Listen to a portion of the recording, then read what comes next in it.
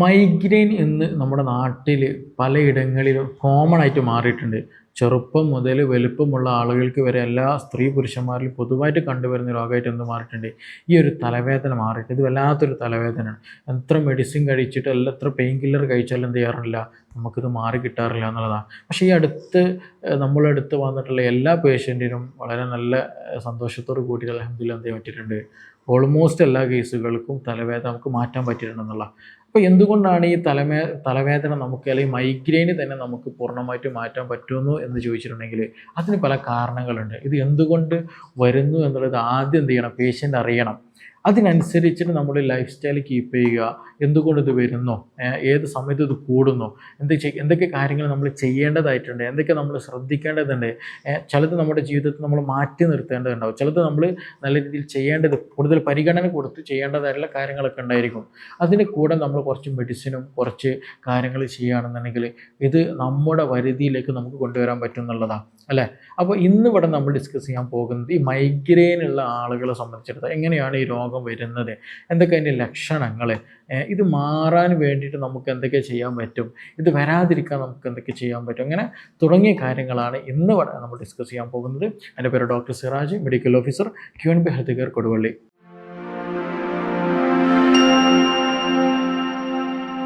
ഈ അടുത്ത് 20 വർഷവും 30 വർഷവും മൈഗ്രെയിൻ ഉള്ള ആളുകൾ എൻ്റെ അടുത്ത് വന്നിട്ടുണ്ടായിരുന്നു.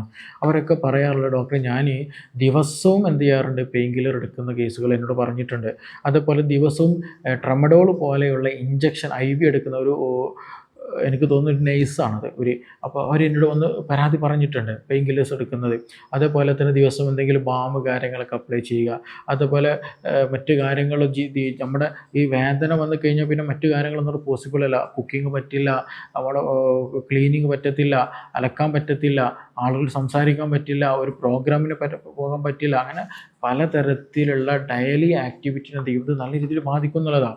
അതാണ് ഇതിൻ്റെ ഒരു ഡേഞ്ചറസ് സിറ്റുവേഷൻ എന്ന് പറയുന്നത്. അപ്പോൾ ഇത് നമ്മൾ നിർബന്ധമായിട്ട് അറിഞ്ഞിരിക്കണം. ഇത് എന്തുകൊണ്ട്, എന്താണിത് വരുന്ന റീസൺ എന്നുള്ളത് അറിയണം.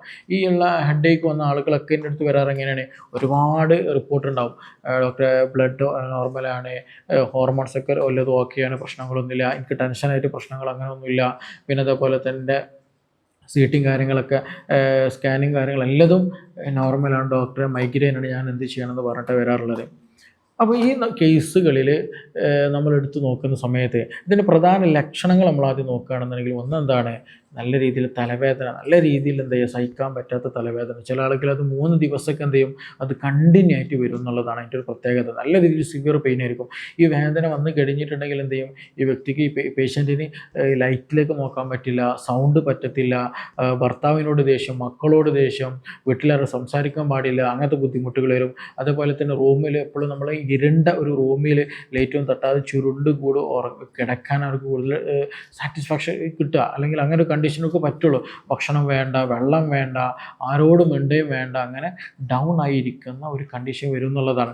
അത് മാത്രമല്ല ചില ആളുകൾക്ക് എന്ത് ചെയ്യും, ഛർദ്ദിക്കാൻ വരും എന്നുള്ളതാണ്. അത് ഛർദ്ദിച്ച് കഴിഞ്ഞാൽ എന്ത് ചെയ്യും, അവർക്ക് നല്ല കംഫർട്ട് ഉണ്ടായിരിക്കും. ആ ഛർദ്ദിച്ച് കഴിഞ്ഞാൽ പേഷ്യൻ്റ് അങ്ങനെ പറയാം, ഛർദ്ദിക്കാൻ വരും, ചിലപ്പോൾ ഞാൻ വിരലിട്ടിട്ടൊക്കെ ഛർദ്ദിക്കും, ഛർദ്ദിച്ച് കഴിഞ്ഞാൽ എന്താണ്, ഞാൻ ഓക്കെയാണ്, പിന്നെ പ്രശ്നങ്ങളൊന്നും ഉണ്ടാകില്ല, അതിനായിട്ട് എന്ത് ചെയ്യും, ഞാൻ കൈയിട്ടൊക്കെ ഛർദ്ദിക്കാറുണ്ട് എന്നുള്ളതാണ്. ഒരു മഞ്ഞ വെള്ളം, ചിലപ്പം ഭക്ഷണം കഴിച്ചാൽ ഇതൊക്കെ ആയിരിക്കും എന്ത് പറയുക, ഛർദ്ദിച്ചിട്ട് വരിക എന്നുള്ളതൊക്കെ.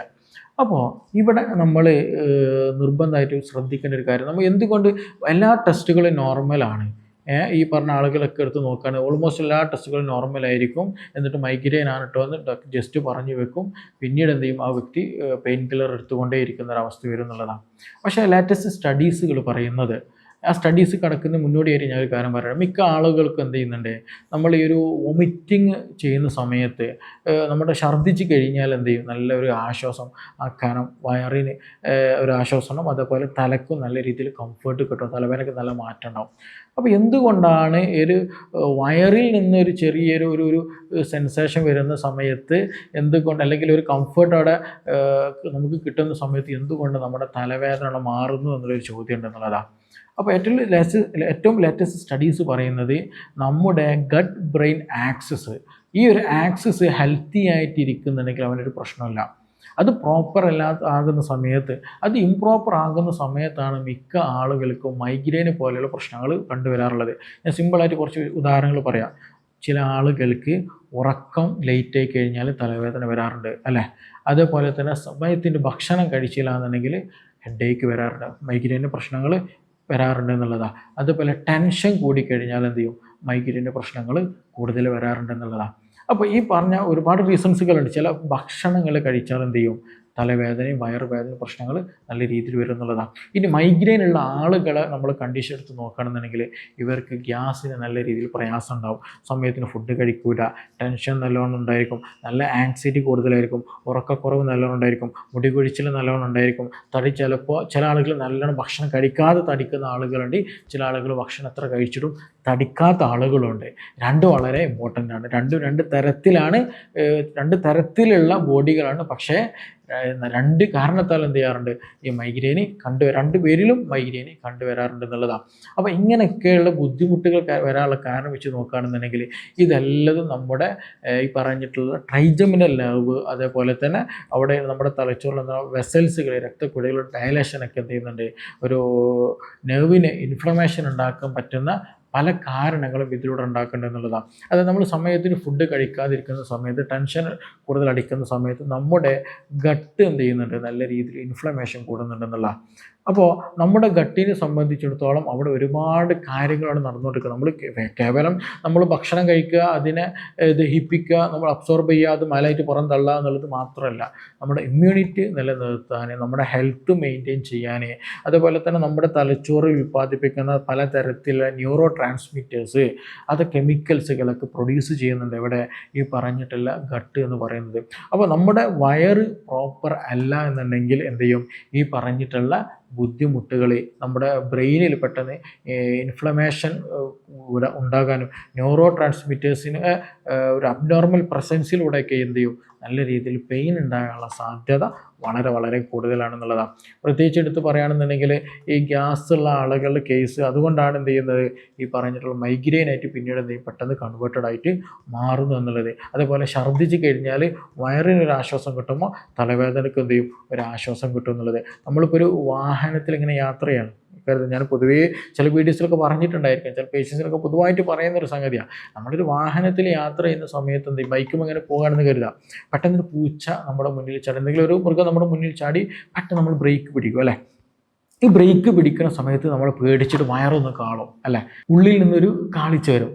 പക്ഷെ നമ്മൾ കണ്ണാണ് കണ്ടത്, പക്ഷെ കാളിയത് എവിടെയാണ്, വയറാണെന്നുള്ളതാണ്. അതേപോലെ തന്നെ ചില ടെൻഷൻ അടിച്ചു കഴിഞ്ഞാൽ നല്ല രീതിയിൽ ഭക്ഷണം കഴിക്കുന്ന ആളുകളുണ്ട്, ടെൻഷൻ മാറാൻ നല്ല രീതിയിൽ ഭക്ഷണം കഴിക്കുന്ന ആളുകളുണ്ടായിരിക്കും എന്നുള്ളതാണ്. അപ്പോൾ ശരിക്കും പറയുകയാണെന്നുണ്ടെങ്കിൽ പലതരത്തിലുള്ള ബ്രെയിന് അല്ലെങ്കിൽ ആക്ടിവിറ്റീസൊക്കെ എന്ത് ചെയ്യുന്നുണ്ട്, ഡയറക്റ്റായിട്ട് നമ്മുടെ സ്റ്റൊമക്കിനെ ബാധിക്കുന്നുണ്ടെന്നുള്ളതാണ് സിമ്പിളായിട്ട് പറഞ്ഞാൽ. അതുകൊണ്ടാണ് ഗട്ട് ബ്രെയിൻ ആക്സിസ് എന്ന ഒരു ആക്സിസ് ഉണ്ട്. ഗട്ട് ഓക്കെ ആണ്, നമ്മുടെ വയറ് ഓക്കെ ആണോ, ബ്രെയിൻ ഹെൽത്തിയാണ്. ബ്രെയിൻ ഓക്കെ അല്ലേ എങ്കിൽ പിന്നെ നമ്മുടെ ഗട്ടും ഓക്കെ ആയിരിക്കില്ല എന്നുള്ള. അപ്പോൾ ടെൻഷൻ കൂടുമ്പോൾ വയറിൽ ഗ്യാസ് നല്ലോണം കൂടും, വയറിൽ നല്ല ഇൻഫ്ലമേഷൻ എങ്കിൽ ഈ പറഞ്ഞതുപോലെ ഉറക്കമില്ലാത്ത പ്രശ്നവും അതേപോലെ മൈഗ്രെയിൻ്റെ പ്രശ്നങ്ങളൊക്കെ, തലവേദനയൊക്കെ ഉണ്ടാകാനുള്ള സാധ്യത വളരെ വളരെ കൂടുതലാണെന്നുള്ള. ഈ ഗട്ടിൻ്റെ കേസിൽ തന്നെ എടുത്ത് പറയുകയാണെന്നുണ്ടെങ്കിൽ ഡിസ്ബയോസിസ് വളരെ ഫാക്ടറാണ്. അത് ഡിസ്ബയോസിസ് ഉദ്ദേശിക്കുന്നത് നമ്മുടെ ഗട്ടിൽ ഒരുപാട് കുടലുകളിൽ ഒരുപാട് നല്ല ബാക്ടീരിയകളുണ്ട്, നമ്മുടെ ഭക്ഷണത്തെ ദഹിപ്പിക്കാനും നമ്മുടെ ഇമ്മ്യൂണിറ്റി നിലനിർത്താൻ, ഒരുപാട് നല്ല ന്യൂറോ ട്രാൻസ്മിറ്റേഴ്സ്, നമ്മുടെ ഹെൽത്തി ആയിട്ട് നമുക്ക് ഗുണകരമായിട്ട് ലഭിക്കുന്ന ഒരുപാട് നല്ല കാര്യങ്ങൾ ചെയ്യുന്ന നല്ല ബാക്ടീരിയകളുണ്ടെന്നുള്ളതാണ്. അപ്പോൾ നമ്മൾ സമയത്തിന് ഭക്ഷണം കഴിക്കുന്നില്ല, കരിച്ചതും പൊരിച്ചതുമായ ഭക്ഷണങ്ങൾ, കൂടുതൽ തോന്നിയതുപോലെ ആൻറ്റിബയോട്ടിക് എടുക്കുക, ഇങ്ങനെ ഒരു ഇംപ്രോപ്പർ ലൈഫ് സ്റ്റൈൽ നമ്മൾ ഫോളോ ചെയ്ത് കഴിഞ്ഞാൽ എന്ത് ചെയ്യും, ഈ പറഞ്ഞ നല്ല ബാക്ടീരിയകളൊക്കെ ചത്തുപോകാൻ തുടങ്ങും. അവിടെ വേണ്ടാത്തതായിട്ടുള്ള മോശപ്പെട്ട ബാക്ടീരിയകൾ വളരുകയും ഈ പറഞ്ഞതിൻ്റെ കൂടെ തന്നെ എന്ത് ചെയ്യും, നമ്മുടെ ശരീരത്തിന് വേണ്ട ഇമ്മ്യൂണിറ്റി കുറയും. അതേപോലെ അവിടെ ഇൻഫ്ലമേഷൻ കുടലിൽ നല്ല രീതിയിൽ ഉണ്ടാകും എന്നുള്ളതാണ്. അപ്പോൾ ആ ഒരു കണ്ടീഷന് പറയുന്ന പേരാണ് ഡിസ്ബയോസിസ് എന്ന് പറയുന്നത്. അതേപോലെ തന്നെയാണ് ലീക്കി ഗട്ട് എന്ന് പറയുന്നൊരു കണ്ടീഷൻ അവിടെ ഉണ്ടാകാറുണ്ട്. അതായത് നമ്മുടെ കുടലിൽ എന്ത് ചെയ്യും, ഇങ്ങനെ ഒരു പ്രോപ്പർ ലൈഫ് സ്റ്റൈലൊന്നും ഇല്ല, തോന്നിയതുപോലെ വാരി വലിച്ചു തിന്ന കരിച്ചതും പൊരിച്ചതും വറുത്തതൊക്കെ ഭക്ഷണങ്ങൾ കഴിക്കുക. അപ്പോൾ അങ്ങനെ വന്നു കഴിയുമ്പോൾ നമ്മുടെ കുടൽ എന്ത് ചെയ്യും, ഇൻഫ്ലമേഷൻ വരും.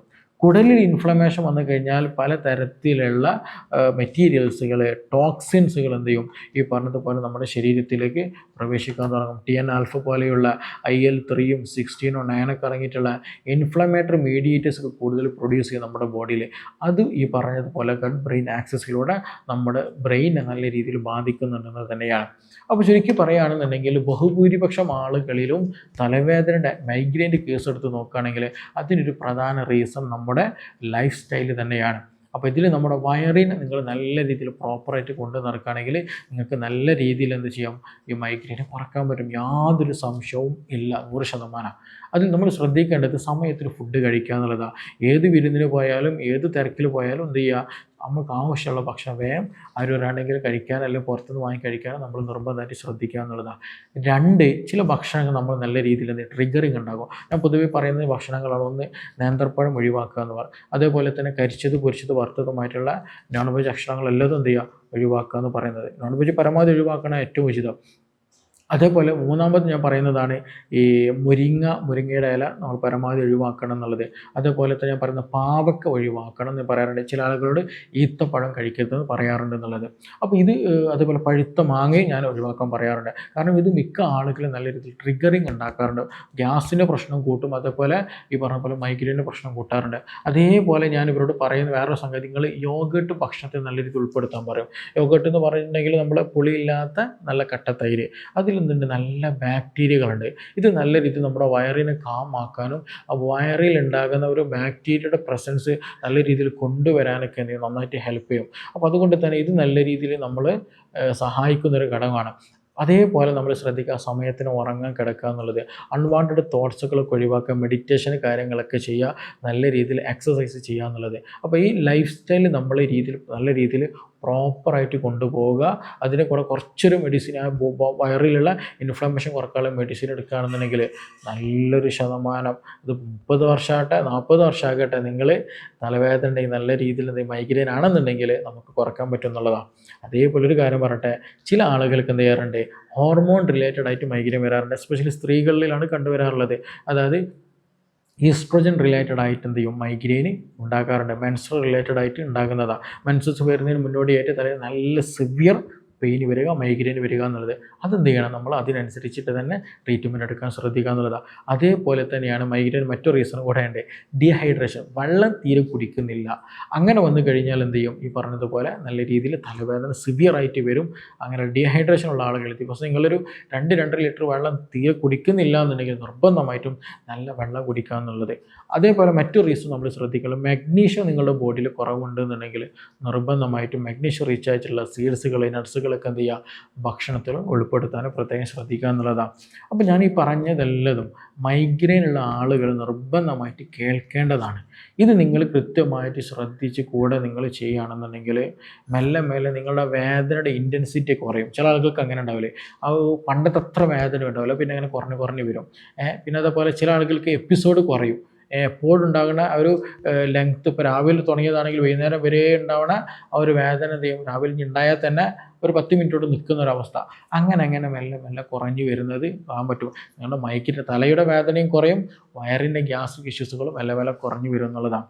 അപ്പോൾ ഇത് നമുക്ക് ട്രീറ്റബിളാണ്. നമ്മൾ പ്രോപ്പറായിട്ട് ഒരു ലൈഫ് സ്റ്റൈൽ പ്രോപ്പറായിട്ട് കൊണ്ടുപോകാം. നമുക്ക് നല്ല രീതിയിൽ അതിൻ്റെ കൂടെ തന്നെ സപ്പോർട്ടീവ് മെഡിസിനും കുറച്ച് നിർദ്ദേശങ്ങളും പ്രോപ്പറായിട്ട് കൊണ്ടുപോകുകയാണെങ്കിൽ ഇത് നല്ല രീതിയിൽ നമുക്ക് 100% തന്നെ മാറ്റിക്കൊണ്ട് വരാൻ പറ്റും, യാതൊരു സംശയവും ഇല്ല എന്നുള്ളതാണ്. അപ്പോൾ ആ ട്രിഗറിങ് ഫാക്ടേഴ്സൊക്കെ നമ്മൾ അറിഞ്ഞിരിക്കണം. ഏതൊക്കെ ഭക്ഷണം കാര്യങ്ങളൊക്കെ നമ്മൾ ശ്രദ്ധിച്ചാൽ മതി. ശ്രദ്ധിക്കുമ്പോൾ തന്നെ അത് ഓക്കെ ആവും. അതേപോലെ തന്നെ നല്ല രീതിയിൽ മല്ലി തിളപ്പിച്ച വെള്ളം കുടിക്കുകയാണെന്നുണ്ടെങ്കിൽ നമ്മൾ കഷായം പോലെ ഒന്നും ഉണ്ടാക്കണ്ട, ജസ്റ്റ് എന്താ ജീരകവെള്ളം ഉണ്ടാക്കുന്ന പോലെ മല്ലി ഇട്ട് തിളപ്പിച്ചിട്ട് ആ വെള്ളം കുടിക്കുകയാണെങ്കിൽ നമ്മുടെ വയറ് നല്ല രീതിയിൽ കിട്ടും, നല്ലൊരു കാംനെസ് കിട്ടും. കൂടുതലാകരുത് കേട്ടോ, കഷായം പോലെ വറ്റിച്ചിട്ടൊന്നും കുടിക്കരുത്. ജസ്റ്റ് എന്ത് ചെയ്ത് നമ്മൾ മല്ലി ഇട്ടിട്ട് ജീരകവെള്ളമൊക്കെ ഉണ്ടാക്കുന്ന പോലെ ആ ഒരു മെത്തേഡിൽ ഉണ്ടാക്കുകയാണെന്നുണ്ടെങ്കിൽ അത് നിങ്ങളുടെ വയറിന് നല്ലോണം ഹെൽപ്പ് കിട്ടുന്നതാണ്. നല്ല രീതിയിൽ വയറിൻ്റെ അസ്വസ്ഥതയും മാറും, ഗ്യാസിൻ്റെ പ്രശ്നങ്ങൾ മാറും, അതേപോലെ തന്നെ മൈഗ്രെയിന് നല്ല ആശ്വാസം കിട്ടും എന്നുള്ളത് തന്നെയാണ്. അപ്പോൾ നിങ്ങൾക്ക് മൈഗ്രെയിൻ്റെ പ്രശ്നമുണ്ട്, ഇത് മാറാൻ എന്തെങ്കിലും വഴിയുണ്ടോ, സംശയം ഉണ്ടായിരിക്കും. ഒരുപാട് ട്രീറ്റ്മെൻറ്റ് എടുത്ത് മടുത്ത ആളുകളൊക്കെ ഉണ്ടായിരിക്കും. അപ്പോൾ അങ്ങനെയുള്ള ആളുകൾക്ക് സംശയം കാര്യമൊക്കെ ഉണ്ടെന്നുണ്ടെങ്കിൽ എന്ത് ചെയ്യുക, താഴെ തന്നിട്ടുള്ള നമ്പറിൽ ബന്ധപ്പെടാവുന്നതാണ്. നമുക്കിനി മറ്റൊരു ഇഷ്യൂമായി ബന്ധപ്പെട്ടിട്ട് വീണ്ടും കാണാം. താങ്ക്